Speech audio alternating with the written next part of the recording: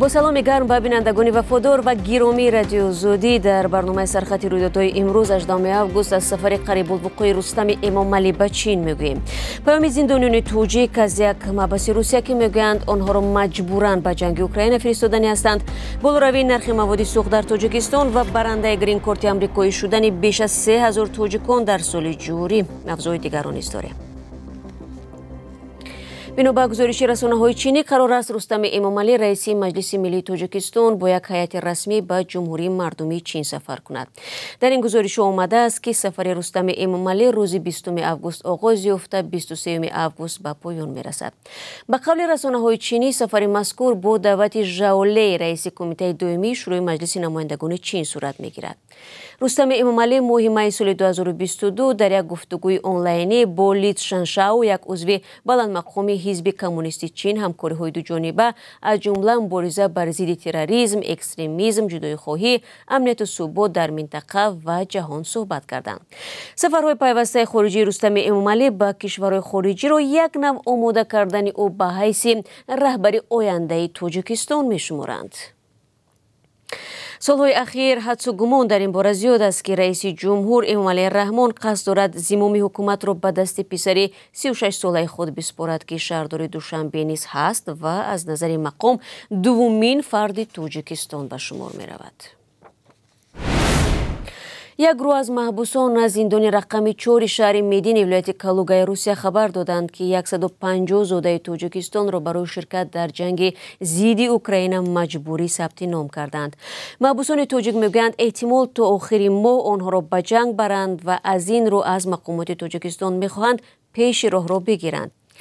محبوسان تاجیک از زندان شهر میدین نقل کردند که 28 آگوست سال گذشته بیش از 100 محبوس تاجیک را از همین جا به جنگ برده بودند و خبر مرگشان رسید. گروه واگنر تصدیق میکند که هزاران محبوس را به جنگ برد و اکثر آنها هنگام درگیری برای بخمود کشته شدند. بینندگان عزیز، در این باره گزارش مفصل 4 ساعت بعد در برنامه خبری و تحلیلی اخبار آزادی پیشنهاد می شود. پرواز هواپیماها از فرودگاه‌های شهر مسکو امروز برای مدت کوتاه محدود شد و بعد آنکه مقامات روسیه گفتند یک درون و یا بی‌سرنشین اوکراین را سرنگون کردند. وزارت دفاع روسیه گفت که ساعت 4 بامداد اوکراین با استفاده از درون به چندی از انشاءات شهر و ولایت مسکو حمله نمود. یکی از درون‌ها به اکسپو سنتر در کنار مسکو برخورده است.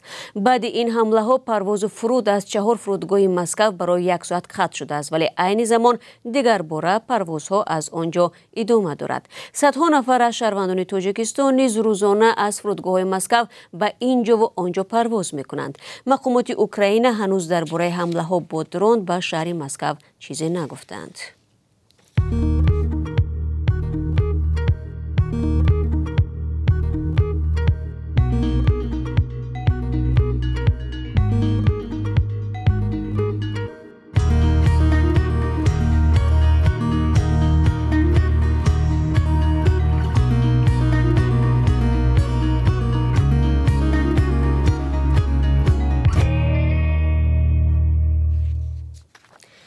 شما سرخط رویدادها را تماشا دارید.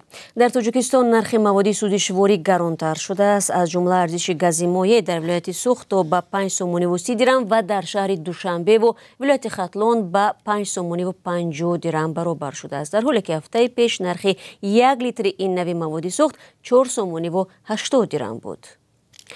در قیمت بنزین هم تا یک اندازه تغییرات به چشم می‌خورد. بنزین نوی 92 نزدیک 10 سومانی و نوی 95 باشد از 10 سومانی و 20 درم تا 10 سومانی و 40 درم رسیده است.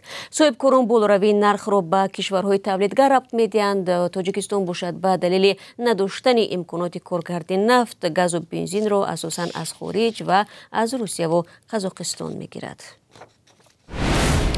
وزارت مهنت تاجیکستان میگوید که بر اساس سپارش حکومت 5 گروه کاری برای شناسایی با وضع مهاجران به روسیه سفربر شدند. این هیئت با مهاجران در شهرهای مسکو، سنت پترزبورگ، یکاترینبورگ، اوفا و نوسیبیرسک صحبت میکنند. در این باره نمایندگی وزارت مهنت، مهاجرت و شغل اهالی تاجیکستان در روسیه خبر داده است. از سبب نبودن جوی کار مناسب در کشور سالانه صدها هزار نفر از شهروندان تاجیکستان برای دریافت کار به روسیه می روند. از آزار و لطوکوب و فشار مهاجران زود گزارش می رسد. در دوام 3 ماه اخیر خبرهای زیاد از کنج و کنار روسیه با عکس و ویدیوها و شرحهای زیاد در شبکه‌های اجتماعی نشر می شوند که از حبس و بازداشتگاه و مسخره و تحقیر دست جمعانه مهاجران تاجیک درک می دهند. بنا به اطلاع دپارتمنت دولتی یا وزارت کارهای خارجی آمریکا امسال 3580 نفر از زادگان تاجیکستان برنده گرین کارت یا کارت سبز آمریکا شدند. مرکز کنسولی کنتاکی 2 سال قبل شماره تاجیکانی را که حق کار و اقامت را در ایالات متحده به دست آوردند بیش از 2000 نفر شمرده بود. امریکا هر سال توسط کارت سبز برای 55,000 نفر در سرتاسر دنیا امکان دریافت حق اقامت و کار را در این کشور فراهم می‌آورد. سالهای اخیر هزارها شهروند تاجیکستان با نیت کار و درآمد بیشتر به امریکا رفتند. برخی تقدیر خود را در بخت آزمایی گرین کارت سنجیده، برخی دیگر با راه‌های گوناگون تا سرحد مکزیک می‌روند و از آنجا به امریکا می‌گذرند. دوستان عزیز، حالا شما را با قرب اسرار خارجی در تاجیکستان آشنا میکنیم. باید گفت طبق نشانداد بانک ملی که قرب رسمی را در کشور معین میکند، ارزش روبل نسبت دیروز یک باره 3 سومونی و 40 درم بالا رفته است و امروز 1000 روبل بر عوض 117 سومونی و 40 درم تبدیل می شود. نرخ 1 دلار 10 سومونی و 95 درم و 1 یورو باشد 11 سومونی و 93 درم را تشکیل می دهد. این قرب می تواند در بانک‌های تجارتی فرق کند. بینندگان مهربان، سپاس که ما را همراهی نمودید. امیدواریم ساعت 18 با وقت دوشنبه در برنامه خبری و تحلیل اخبار آزادی به ما میپیوندید. خیر خوش نمیکنید.